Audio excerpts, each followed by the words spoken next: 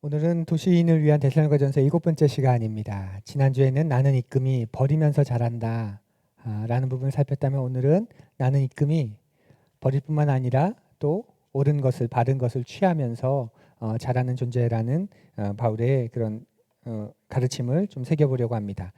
이 장에서 바울 사도는 자신이 이끔이로서 어떤 삶을 살았는지 지금 현재 구체적으로 이야기하고 있는데요. 더 나아가서 그런 삶, 자신의 그런 삶의 증인이 하나님이라고 말합니다. 하나님이 검증하셨고 지금도 검증하고 계시고 그 하나님이 우리의 그런 삶의 증인이다라고 아주 담대하게 이야기합니다. 바울의 이 모습이 우리에게는 우리가 누군가의 이끔이로서 살아가게 될 때 본을 받아야 하는 그런 좋은 모습이죠.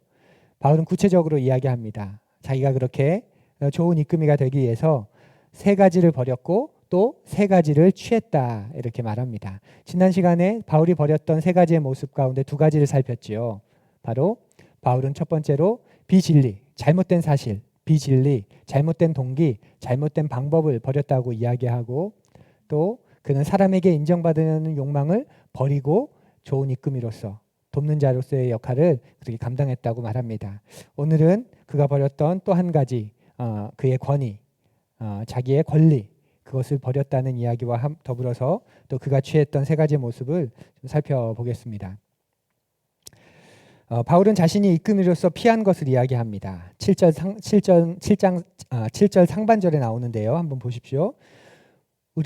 물론 우리는 그리스도의 사도로서 권위를 주장할 수도 있었습니다. 이 말에서 권위라는 단어가 나오는데요. 이 권위라는 말을 다른 성경에서는 또 특별히 영어 성경에서는 짐이라고 번역을 합니다. 킹 제임스에서는 burden이라고 말하고요. 그다음 가장 최신 번역인 NLT에서는 some demands, 그렇게 어떤 요구들, 몇몇 요구들, 그러니까 자신의 권리. 그런데 그 따르미들의 입장에서는 일종의 짐이 될 수도 있는 바로 그런 권리들, 그런 것들에 대한 표현입니다. 그러니 바울이 권위를 주장하지 않았다 이 말은 좀 더 구체적으로 짐을 지우지 않았다. 내가 권리를 주장할 수 있는데 내가 마땅한 권리가 있는데 내가 그렇게 하지 않았다. 여러분들에게 그 짐을 지우지 않았다. 이런 뜻입니다. 바울에게는 사도로서의 권위가 당연히 있었죠. 그가 사도이기 때문에 주장할 수 있는 권리가 있습니다. 요청할 수 있는 요청들이 있었습니다. 그런데 그런 것들을 자신이 포기했다는 의미입니다. 가장 대표적인 게 뭘까요? 우리가 쉽게 생각해도 바로 사렙이겠죠. 사렙이. 바울은 자신이 사역한 것에 대한 대가를 마땅히 받을 수 있었습니다. 이건 당시에 순회 사역자들이 마땅히 누릴 수 있는 권리였고 또 당시의 일반적인 상황에서 순회 교사나 순회 철학자들에게 주어진 마땅한 권리였습니다. 그러니 바울에게도 그런 권리가 당연히 있었죠. 그런데 바울은 지금 무엇이라고 말하냐면 내가 사도로서 여러분들에게 그런 짐을 지울 수도 있겠지만 지우지 않았습니다. 이렇게 말하는 겁니다. 마땅한 권리를 주장하지 않았다는 말입니다. 이렇게 자신의 권리 주장을 내려놓은 것은 바울 사도에게 바울의 편지 곳곳에서 보면 그 스스로에게 대한 자랑거리가 됩니다. 내가 다른 사도와 같이 이렇게 보상을 받을 권이 없겠는가? 하지만 난 이것을 내려놓았다. 그래서 바울 사도는 그것을 하나님 앞에서 자랑으로 생각했습니다. 우리의 이끔인 바울 사도는 그를 따르는 따름인 우리들에게 그 본을 쫓아오기를 요청하고 있는 거지요. 우리 자신들이 누릴 수 있는 권리를 내려놓는 겁니다. 여러분이 누군가를 도울 때, 누군가의 이끔이가 될 때, 혹은 교회 안에서 어떤 직분을 맡은 직분자가 될 때, 다른 누군가를 돕거나 이끄는 역할을 하게 될 때 내가 마땅히 행할 수 있는 권리 주장이 있습니다. 내가 이렇게 하니까 적어도 이 정도는 해줘야지. 바울은 그런 권리 주장을 내려놓았습니다. 여러분이 크건 작건 이끔이가 된다면 또 여러분에게 누군가를 보여주셔서 그를 섬기는 자의 역할을 하게 된다면 많은 경우 여러분이 마땅히 누릴 수 있는 권리를 아마 내려놓으시게 될 겁니다. 왜냐하면 그를 섬기는 사람이기 때문에, 그를 돕는 사람이기 때문에. 특별히 우리 교회는 내년부터 이제 전체적으로 가교가 이루어지게 될 텐데요. 내년 하반기나 내후년 후년부터는 그렇게 되면 풍삼기 1:1 성경 공부는 그 가교 안에서 여러분들이 1:1로 하게 되실 겁니다. 가교 안에 리더 역할을 해주시는 분이 계실 거고 그러면 그분이 그 안에 있는 그 가교원들을 위해서 1:1 성경 공부를 하게 될 겁니다. 왜냐하면 제가 저의 사람을 만드는 것이 목적이 아니고 또 저의 제자를 만드는 것도 아닌데 제가 모든 것을 다 하는 건 의미가 없기 때문에 그렇습니다. 그런 경우가 되면 여러분은 아마 여러분이 마땅히 누릴 수 있는 권리를 어떤 경우는 내려놓으시게 될 겁니다. 예를 들면 주말에 내가 쉴 수 있는 권리가 있습니다. 여러분에게는 주말에 쉴 수 있는 여러분의 권리가 마땅한 권리가 있습니다. 또 예배 드린 후에 함께 나들이를 간다든지 해야 할 일을 할 수 있는 권리가 있습니다. 그런데 그날 내가 입금이가 되면 그 시간 사람을 만나서 씨름하고 복음을 전하게 되실 수도 있습니다. 그럴 때 권리 주장할 수 있죠. 나 그렇게 하기 싫어. 저 주일만큼은 손대지 마. 이건 오롯이 가족을 위한 시간이야. 나를 위한 시간이야. 그럴 때 그걸 내려놓는 거지요. 하나님은 여러분이 입금이가 되지 않는다고 혹은 복음을 전하지 않는다고 여러분을 서자 취급하지 않으십니다. 우리 하나님 그런 분 아니시잖아요. 내가 복음을 전하지 않는다고 내가 입금이가 되지 않는다고 우리를 싫어하거나 미워하는 분 아닙니다. 우리를 변함없이 사랑하시고 또 우리를 변함없이 아껴주시는 분입니다. 다만 나중에 여러분이 하나님 나라 가셨을 때 그때 여러분이 부끄러우실 뿐이지요. 너무너무 창피하고 죄송스럽지 않을까요? 아버지는 나를 위해 모든 권리를 내려놓았는데 하늘이신 분이 하늘을 포기하고 땅이 되셨는데 나는 내 작은 권리 하나 포기하지 못하고 살았던 삶, 그 자체가 우리를 너무나도 부끄럽게 하지 않을까요? 바울 사도는 이렇게 자신이 사도로서 마땅히 누릴 수 있는 권리 또 요청 그걸 포기했다 이렇게 말합니다. 이렇게 세 가지를 먼저 말하고 있습니다. 잘못된 것을 피했다. 여기선 잘못된 사실, 그러니까 비진리, 또 잘못된 동기, 잘못된 방법 이걸 피하고 그 데살로니가 교인들을 순전하게 가르치려고 애를 썼고요. 두 번째로는 사람들에게 인정받으려는 욕구와 욕망을 버리고 그들을 순수하게 도왔습니다. 그래서 자신의 사람이 아니라 하나님의 사람이라고 그리스도를 따르는 그리스도인의 제자라고 그래서 다른 사람들이 자신을 공격하면서 그들을 자기의 제자로 삼으려고 할 때 바울은 그 사실에 놀라지 않고 오히려 담대하게 우리가 모두가 그리스도의 제자라고 확신하게 말할 수 있었던 거지요.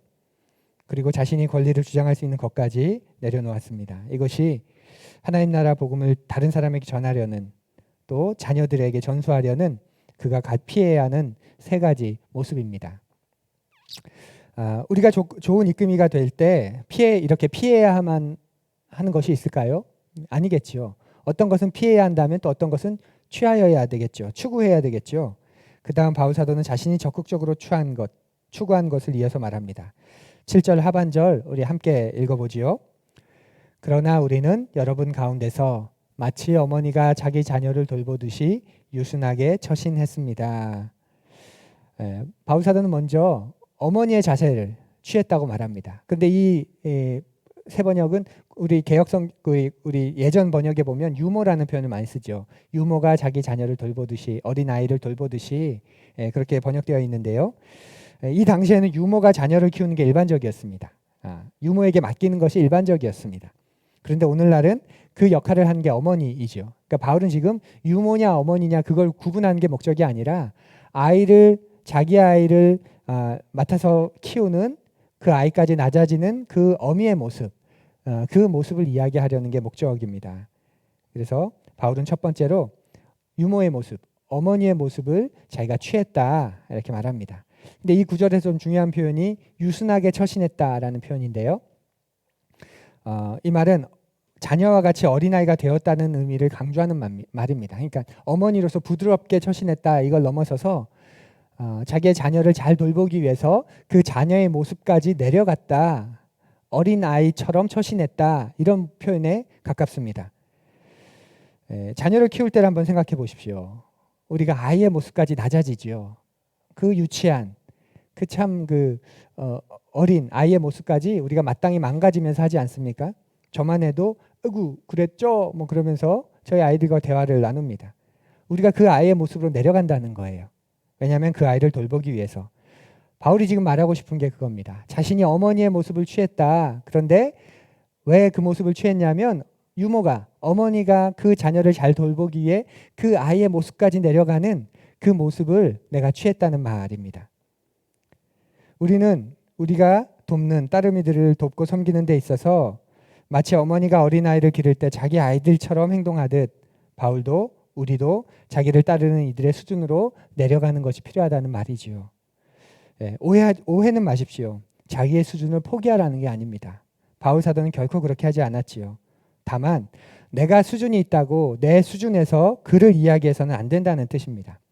그 사람 수준으로 내려가서 마치 유모가 자기 자식을 돌보듯이 어미가 자기 자녀를 돌보듯이 품고 사랑해 주어야 한다는 말입니다. 그러기 위해서 그 아이의 모습까지 우리가 낮아지는 것 아닌가요? 내가 그보다 더 많이 안다고, 더 많이 배웠다고, 더 성숙했다고 가르치려고 들고 위에서 주장하는 자세를 취하는 것은 우리는 피해야 합니다. 제일 먼저 필요한 것은 그들의 자리로 내려가는 것. 그래서 유모가 자기의 자녀를 돌보듯 부드럽게, 그것이 어머니의 모습입니다. 8절에서는 그 어머니의 모습을 더 이야기해주고 있는데요. 함께 읽어보죠. 8절 말씀입니다. 우리는 이처럼 여러분을 사모하여 여러분에게 하나님의 복음을 나누어 줄 뿐만 아니라 우리 목숨까지도 기쁘게 내줄 생각이었습니다. 그것은 여러분이 우리에게 사랑을 받는 사람이 되었기 때문입니다. 바울 사도는 어머니의 위치까지, 유모의 위치까지 내려가서 그들을 품고 사랑해 주는데 어느 정도까지 갔냐면 자기의 목숨을 나누어 주었다라고까지 말합니다. 바울 사도가 자기의 목숨을 나누어 주었다면 우리는 무엇을 나눠 줘야 할까요? 우리는 시간을 나눠 줘야 하지요. 우리의 에너지를 나눠 줘야 합니다. 이 에너지에는 물질이 들어가고 노력이 들어갑니다. 바울은 아주 강하게 지금 목숨까지 내어 주어야 한다 말하는데 바울은 목숨을 내어주지 않았습니다. 그의 우리가 일생을 성경 안에 그리고 전승을 통해서 우리에게 주어진 일생을 보면 그들을 위해서 죽지는 않았습니다. 그래서 바울은 지금 우리더러 죽어라라고 말하는 게 아니라 여러분의 생명, 여러분의 인생을 구성하고 있는 그 시간, 재물, 노력, 우리가 그런 것을 나누어 줘야 한다라고 우리가 그렇게 확장해서 해석할 수 있습니다. 이것이 입금이가 되어야 할 때 취해야 하는 첫 번째 모습인 것이지요. 사랑하는 푸르니 여러분, 그래서 이런 바울의 이야기를 듣다 보면 우리는 입금이가 되면 성장할 수밖에 없습니다. 성장하고 싶다면 다른 것 없습니다. 더 많이 기도하고 더 많이 찬양하고 더 많이 말씀 보고 더 많이 성경 공부하고 머리는 잘할 수 있지요. 그러나 정말 우리의 내면과 겉사람이 함께 성숙하기 위해서는 우리가 누군가를 도우면 됩니다. 입금이가 되면 그 사람은 성숙할 수밖에 없습니다. 생각해 보십시오. 모두 자기 마음대로 살고 싶어하는 세상입니다. 자기가 원하는 대로 살고 싶어하는 세상입니다. 자기의 삶 전체를 자기가 컨트롤하고 싶어하는 그런 세상입니다. 그런 세상에서 아주 숙련된 유모가 또 어미가 자기의 자녀를 돌보듯이 그 아이의 수준으로 낮아져서 그 아이를 돌보게 될 때 어떤 일이 일어나게 될까요? 내가 온전하게 성숙해져 가게 되지요. 그래서 입금이가 되면 우리는 성장할 수밖에 없습니다. 그때 특별히 우리가 실수하는 것이 어머니의 자세가 아니라 교사의 자세를 먼저 취하는 게 어떤 트레이너, 코치의 그런 위치를 취하려고 하는 게 가장 우리가 빈번하게 먼저 택하는 자세인데요. 그때 자꾸만 가르치려는 분들이 계십니다. 그 사람의 상황으로 가려고 하기보다는 자꾸만 가르치려고 하는, 좌지우지하고 그러다가 자기 마음대로 하려고 하고 또 가르치려 드는 거죠. 사랑하는 푸르니 여러분, 여러분에게 그런 상황이 주어졌을 때 혹은 그런 사람을 보내주셨을 때 그렇게 가르치려고 하지 마십시오. 여러분이 경험해서 알고 또 우리가 많은 경우 아는데 듣지 않습니다. 가르침을 받기 싫어하는 시대 아닌가요? 우리가 가르치려고 한다고 그걸 있는 그대로 잘 받아서 듣고 배우는 사람 거의 찾기가 어렵습니다. 먼저는 내려가서 그 사람의 모습으로 내려가서 그 사람의 마음을 얼러주고 다독여주는 것이 필요하지요. 저도 많이 가르치지만 솔직히 여러분 가운데도 제 가르침 듣지 않는 분들 굉장히 많습니다. 그러니 너무 가르치려고 가르쳤는데 안 듣는다고 너무 그렇게 실망하거나 좌절하지 마십시오. 우리는 유모처럼 되어야 합니다. 얼러줘야 되는 거죠. 그러면 그런 질문이 생기지 않으세요? 그러면 가르치지 말고 얼러주기만 하면 다 되나요? 그럼 잘못돼도 그냥 얼러주면 될까요? 가르치지 말고 그래 어쩔 수 없지 잘못된 걸 보면서도 그렇게 넘어가면 되는 건가요? 예, 그거 아니겠지요. 유모의 모습, 어머니의 모습과 더불어 그래서 바울 사도는 또 다른 모습을 자기가 취했다고 말합니다. 뒷부분에 가면 그것이 아버지의 모습으로 등장하는데 예, 그 모습을 또 뒤에서 살펴보지요. 바울이 취한 두 번째 모습이 또 등장합니다. 바로 형제로서의 모습입니다. 우리 9절 말씀을 함께 읽어보겠습니다. 9절입니다. 형제자매 여러분, 여러분은 우리의 수고와 고생을 기억하고 있을 것입니다. 우리는 여러분 가운데 아무에게도 폐를 끼치지 아니하려고 밤낮으로 일을 하면서 하나님의 복음을 여러분에게 전파하였습니다. 아멘. 예. 바울 사도의 직업이 뭔지 잘 아시죠? 영어로 흔히 우리 텐트 메이커라고 하죠. 예. 그래서 자비량을 뜻할 때 텐트 메이커라는 말을 또 많이 쓰는데 천막, 텐트, 장막을 만드는 직업을 가진 사람, 직업인이 바로 바울이었습니다. 바울은 지금 데살로니가에서 그 사역을 할 때 야손의 집에 머물렀을 가능성이 굉장히 높습니다. 그래서 사람들이 야손의 집에 쳐들어와서 바울을 내놔라. 우리 데살로니가를 어지럽히는 베레아를 어지럽혔고 이 데살로니가를 어지럽히는 그 무리들을 내놔라. 이렇게 따지는 것을 보면 바울은 데살로니가에 있을 때 야손의 집에 머물렀을 그 가능성이 높습니다. 그러면 그때 그냥 머물렀을까요? 안 그랬겠죠.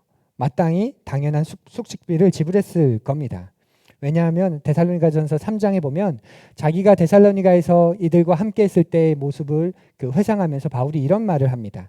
내가 수고하고 고생하면서 밤낮으로 일했다라고 말이죠. 오늘 본문에도 나오지요. 그것이 뒷받침합니다. 수고하고 고생하고 밤낮으로 일하면서 여러분과 함께 있지 않았냐. 바울이 그렇게 했던 이유는 자신의 사역팀의 사역비 그리고 생활비를 충당해야 되기 때문이지요. 당시 바울은 빌립보 교회로부터 그에겐 매우 의미 있고 유럽으로 전파된 첫 번째 교회인 빌립보 교회로부터 약간의 사례비를 받았습니다. 그의 편지의 증언에 의하면. 그런데 그 후원금으로 충분하지 않았습니다. 그래서 자신뿐만 아니라 선교팀이 함께 아마도 바울을 도우면서 밤낮으로 일했습니다. 그리고 이것은 데살로니가 형제를 돕기 위한 행동이기도 했습니다. 바울이 데살로니가에서 복음을 전할 때 이 당시 데살로니가 교회의 형편은 어땠을까요? 마케도니아라고 하는 대단한 그런 도시, 큰 도시 가운데 주도였던 데살로니가, 그곳에 있는 이 교회의 형편은 어땠을까요? 언뜻 들으면 굉장히 도시적이고 또 경제적이나 재정적으로, 왜냐하면 마케도니아가 그랬고 데살로니가 그랬으니까 우리가 그렇게 이해하기 쉬운데, 또 다른 바울의 편지를 보면 당시에 데살로니가 교회는, 마케도니아는 굉장히 어려운 가운데 있었던 그런 도시였고 또 주도였습니다. 고린도 교회에 보내는 편지에 잘 기록되어 있는데요. 한번 보십시오. 형제자매 여러분, 우리는 하나님께서 마케도니아 여러 교회에 베풀어 주신 은혜를 여러분에게 알리려고 합니다. 그들은 큰 환난의 시련을 겪으면서도 기쁨이 넘치고 극심한 가난에 쪼들리면서도 넉넉한 마음으로 남에게 베풀었습니다. 마케도니아에 있는 교회들은 당시에 극심한 가난에 처해 있었다고 바울이 증언합니다. 마케도니아 가운데 가장 대표적인 도시였던 데살로니가 역시도, 그리고 그곳에 있는 교회의 사람들 역시도 별반 다를 바 없었지요. 왜 그랬을까? 여러 가지 추측을 해보는 상황이 있는데, 대기근, 환난 때문이다. 그리고 그 안에서 핍박과 박해 가운데 있었기 때문에 정상적인 경제 활동하기에 매우 어려운 그런 상황들도 있었다. 초기에 유력자들이 회심하긴 했지만 극히 일부분이고 대다수는 노예, 또 하층민, 그런 사람들이 바울을 통해서 했기 때문에 그런 상황이었다라고 우리가 보기도 합니다. 어쨌거나 마케도니아 중심에 데살로니가가 있었고, 이 데살로니가라는 도시는 경제적으로 크고 화려했을지는 모르겠지만 데살로니가 교회는 경제적으로 매우 어려운 가운데 있었습니다. 그러니 생각해 보십시오. 바울 사도가 그들에게 들어갔을 때 그들에게 자신의 사역비와 생활비를 요구할 수 없었습니다. 이건 바울 사도 스스로가 자신에 대한 오해와 공격을 없애기 위해서 그 스스로가 행하던 자신의 삶의 루틴, 관행이었습니다. 그런 오해를 돈 때문에 그러는 거야. 봐봐. 유력한 사람들을 일부러 그들에게 복음을 전해서 저렇게 지위를 확보하려고 하는 거야. 바울은 유대교에 있을 때에도 상류층이었어. 이 기독교 안에서도 그 버릇을 못 버리고 있는 거야. 자신을 향한 그런 모함들을 벗어나기 위해서 바울은 어느 곳에 가든지 스스로 자신의 사역비와 생활비를 충당하는 그런 관행이 있었고, 데살로니가에서는 거기에 더해서 데살로니가 형제 자매들의 삶이 어려운데 거기에 더 짐을 지우고 싶지 않았기 때문에 더욱 적극적으로 그 일을 행동에 옮겼습니다. 이것이 바로 형제들을 대하는 자세이지요. 내가 여러분들에게 형제로서의 자세를 취했다.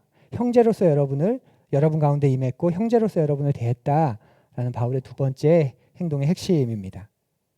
그리고 그 모습의 증인이 하나님이라고 담대하게 말합니다.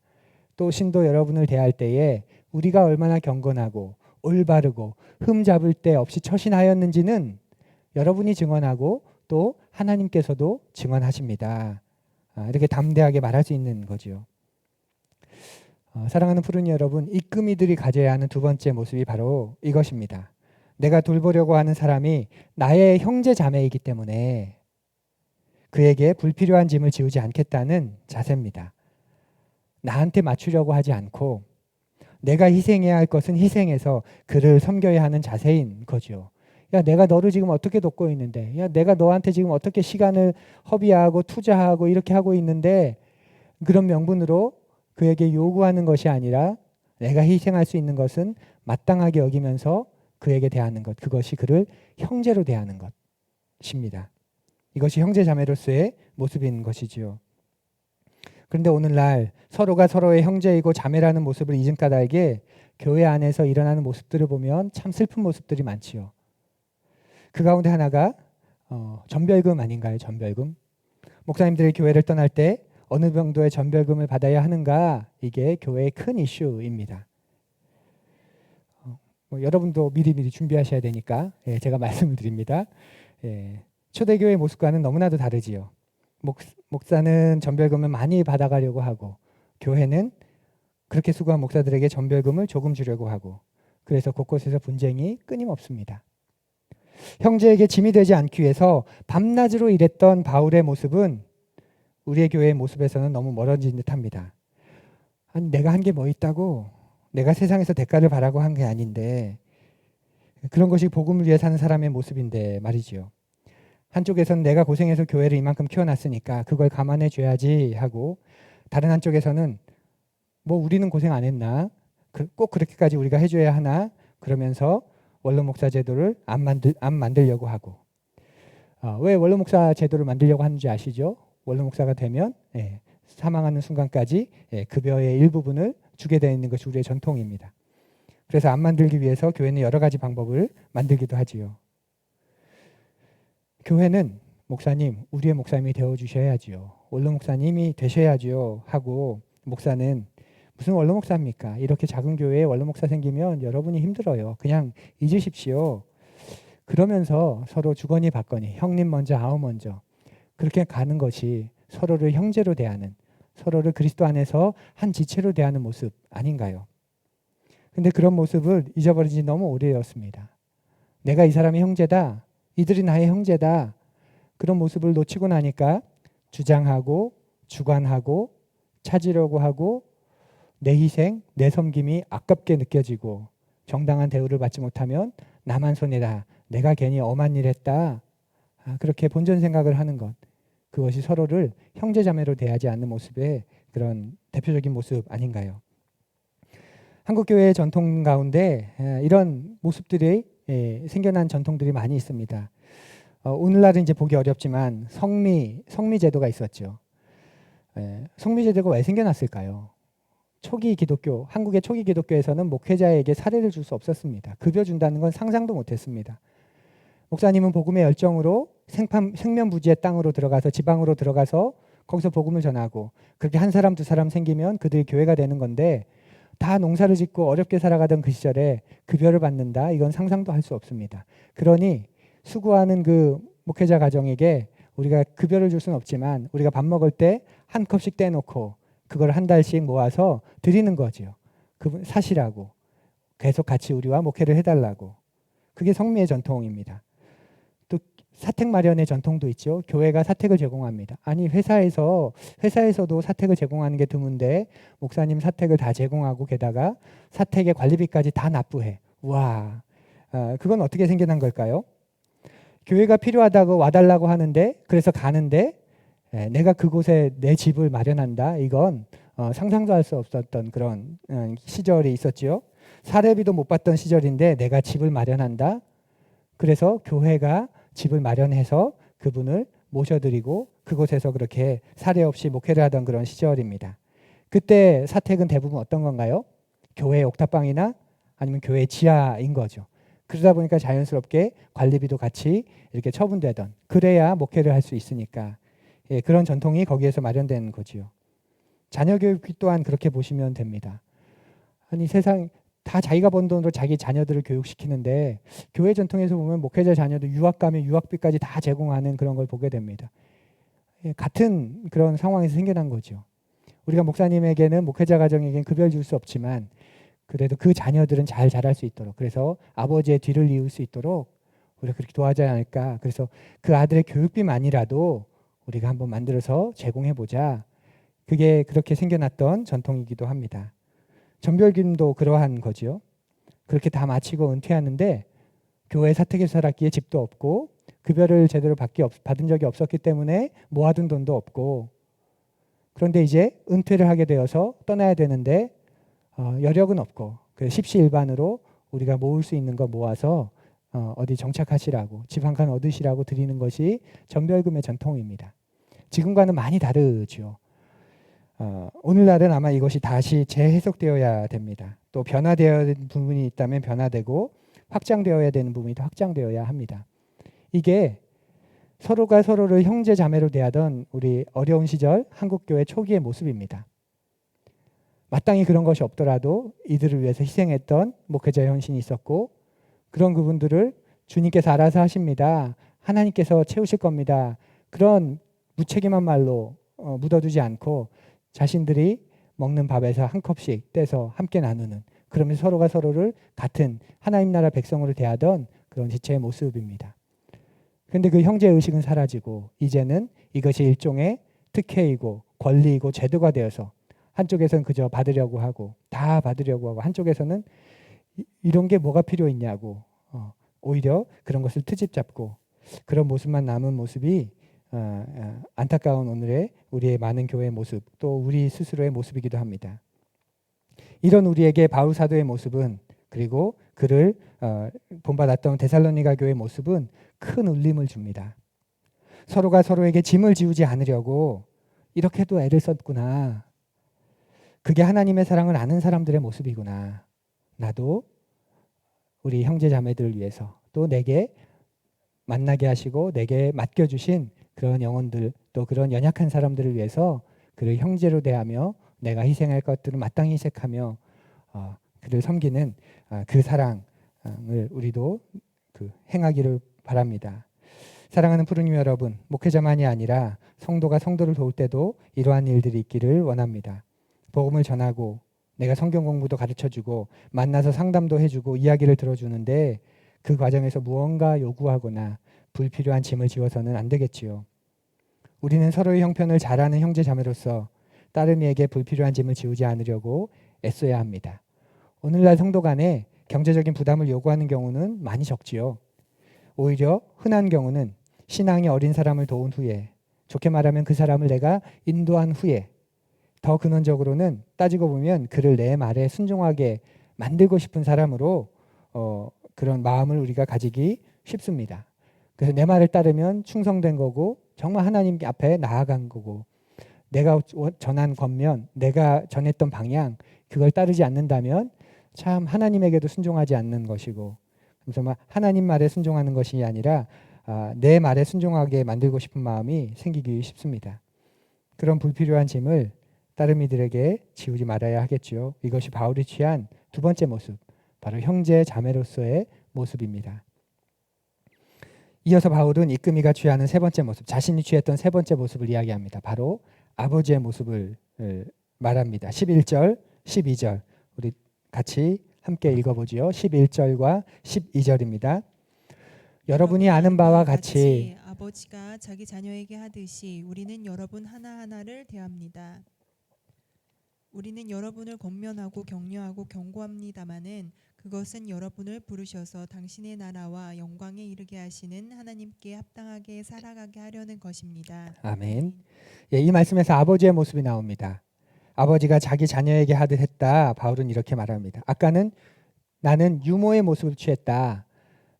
어미의 모습을 취했다. 그리고 두 번째로 나는 여러분을 형제로 대했다. 형제 자매의 모습으로 여러분을 대했다라고 말한다면 이제 세 번째로는 아비의 모습을 아버지의 모습을 여러분에게 취했다 이렇게 말합니다.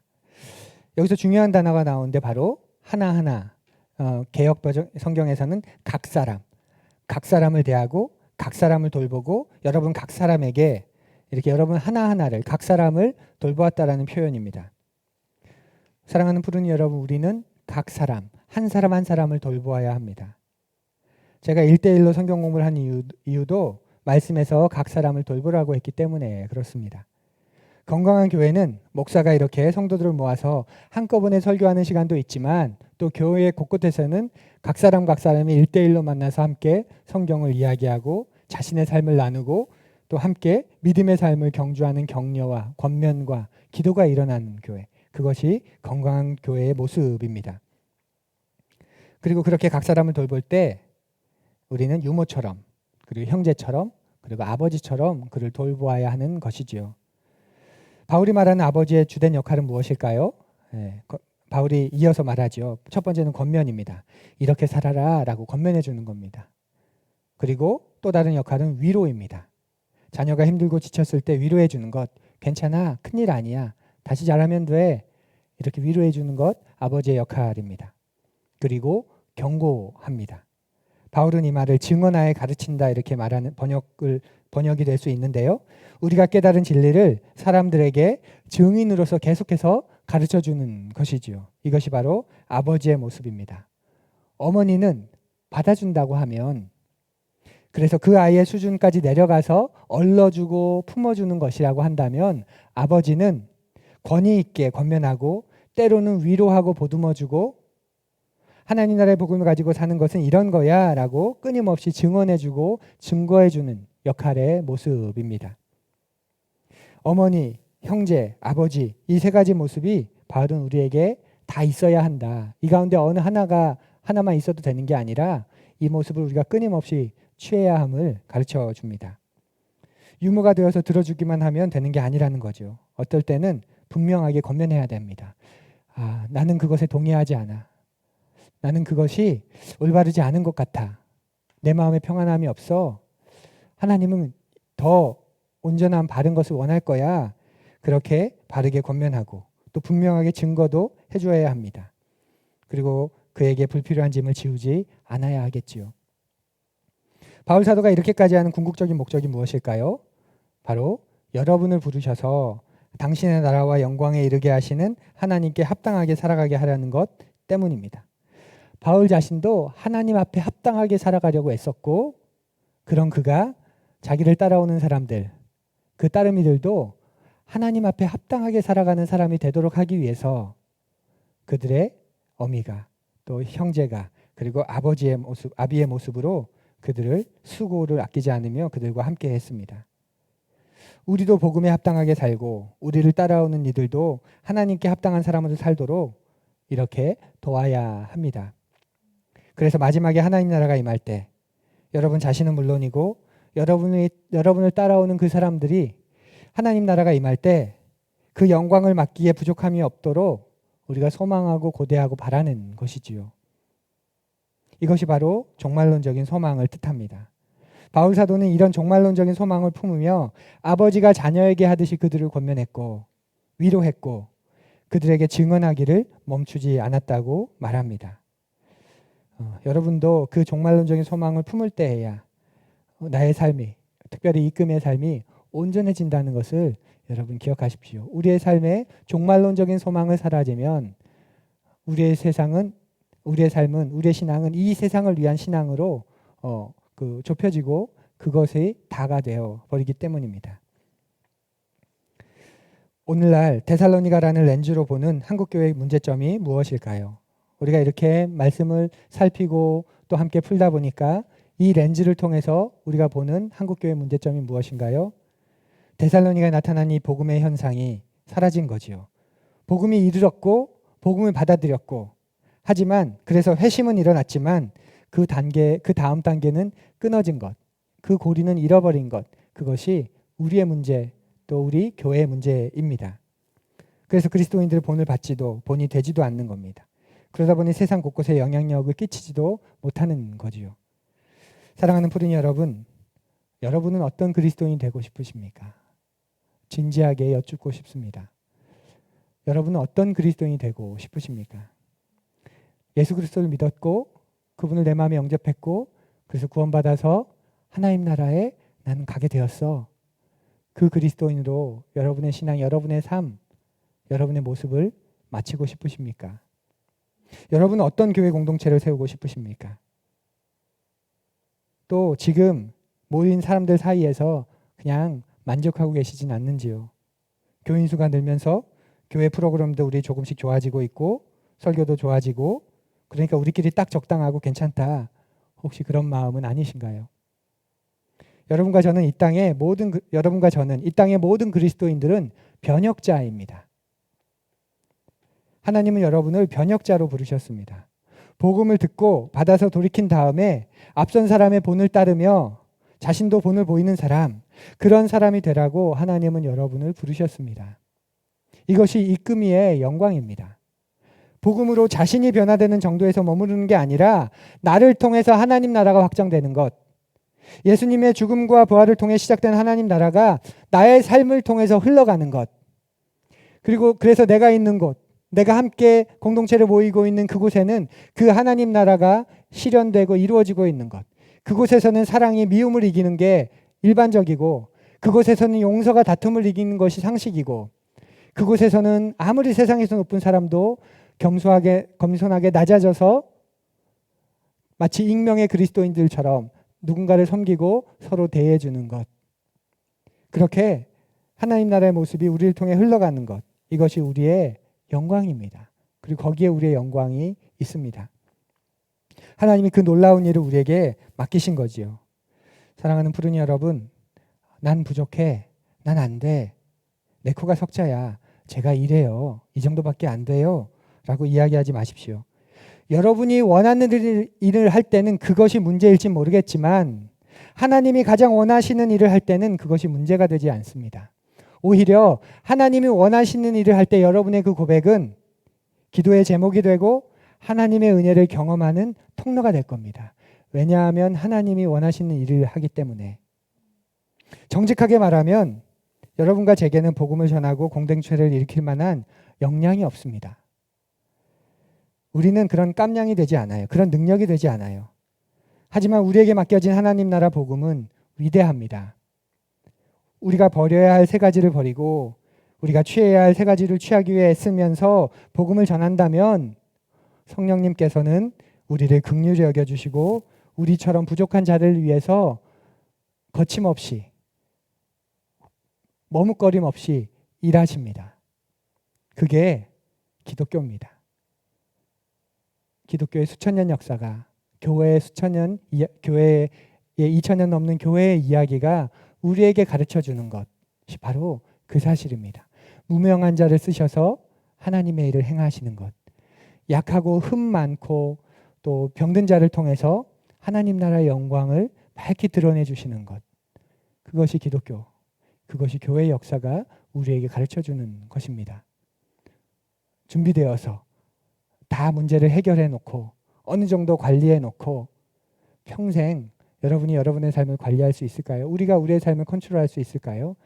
우린 언제나 긴급한 일을 횡포에 휘둘려 있고 아직 일어나지도 않은 일, 어쩌면 평생 일어나지도 않을 일, 그 일을 두려워하면서 그 일을 막기 위해 엄한 것에 많은 시간을 투자하면서 살 수밖에 없는 그런 연약한 존재입니다.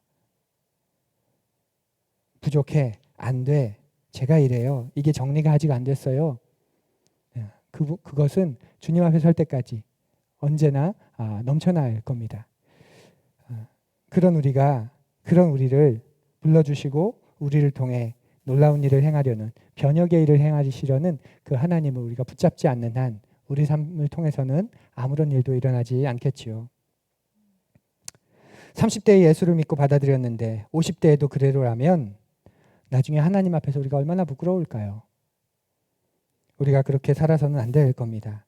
하나님이 이 영광스러운 복음을 위해 우리를 부르셨습니다. 그렇게 여러분과 저는 목적이 있는 인생, 놀라운 가치가 있는 인생, 그래서 일상이 의미의 연속이 될 수 있는 인생입니다.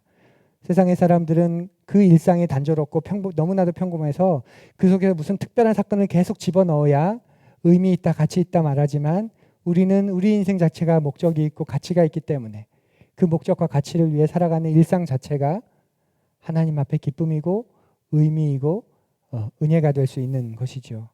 그렇기에 한국교회를 비판할 수 있는 사람은 복음을 위해 애쓰고 전수할 수 있는 사람들 뿐입니다. 말씀을 듣고 말씀을 받고 거기서 스톱한 사람은 그 누구도 한국교회를 비판해서는 안 됩니다. 왜냐하면 그들이 데살로니가에 나타난 복음의 역사를, 복음의 현상을 맡고 있는 사람들이기 때문에 그렇습니다.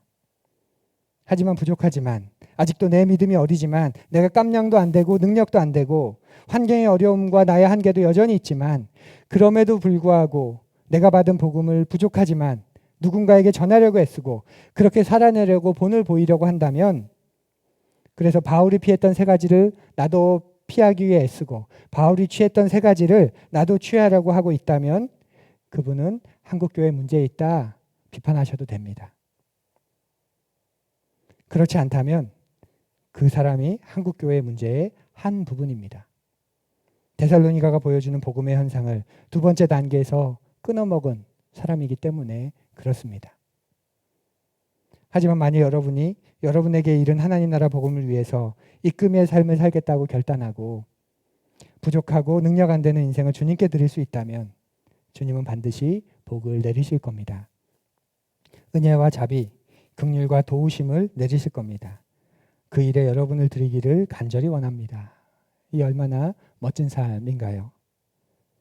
사랑하는 푸른 여러분, 바울 사도가 특별히 아비의 자세를 취하며 한 사람 한 사람, 각 사람을 도왔다, 하나하나를 도왔다는 말이 우리에게 위로가 되고 힘이 되지 않습니까? 한 나라를 열방을 품고 그 열방을 변화시키고 한 나라를 변화시키기 위해 애쓴 사람이 아니라 그저 자신이 순례길에서 만나는 한 사람, 그것이 여성이건 노예이건 어린아이이건 그 전혀 상관없이 그저 자신이 만나는 그 한 사람, 그 한 사람을 품고 그 한 사람을 주님의 마음으로 섬겼던 바울입니다. 그렇게 한 사람을 한 사람을 섬겼을 때 그들을 통해서 그 바울의 삶을 통해서 놀라운 일이 생기게 되었지요. 사랑하는 푸른 여러분, 여러분에게 한 사람이 있으십니까? 여러분의 한 사람은 누구입니까? 혹시 나에겐 한 사람도 없습니다. 그렇게 고백하시겠습니까? 여러분의 인생에 여러분이 도울 한 사람이 없다면 하나님은 작아도 너무 작은 겁니다. 온 세상의 주인이 하나님이신데 그 하나님이 나를 구원하시고 나를 통해 이 세상에 하나님의 나라와 복음과 그 하나님의 살아계심을 증거하고 싶어 하시는데 내게 보여주시는 한 사람이 없다. 내가 주목하는 한 사람이 없다. 내가 나에게 주신 한 사람이 도울 한 사람이 없다. 그렇다면 그 하나님은 작아도 너무 작은 하나님입니다. 아니면 내가 하나님을 따르는 게 아니라 여전히 내 중심으로 살아가니까 다른 사람이 내게 보이지 않는 것일 수도 있습니다. 여러분의 한 사람 누구입니까? 그 한 사람 없다면 내 눈이 가려져 있다면 보게 해달라고. 그래서 그 사람이 어떤 사람이건 바울이 그 한 사람을 집중한 것처럼 저도 집중할 수 있도록 저에게도 이런 바울의 모습들이 흉내내어질 수 있도록 그래서 제가 성숙할 수 있도록 주님 함께해 주십시오. 그렇게 고백할 수 있는 저와 여러분이 되기를 원합니다. 우리 다 함께 조용히 거듭의 기도 드리겠습니다.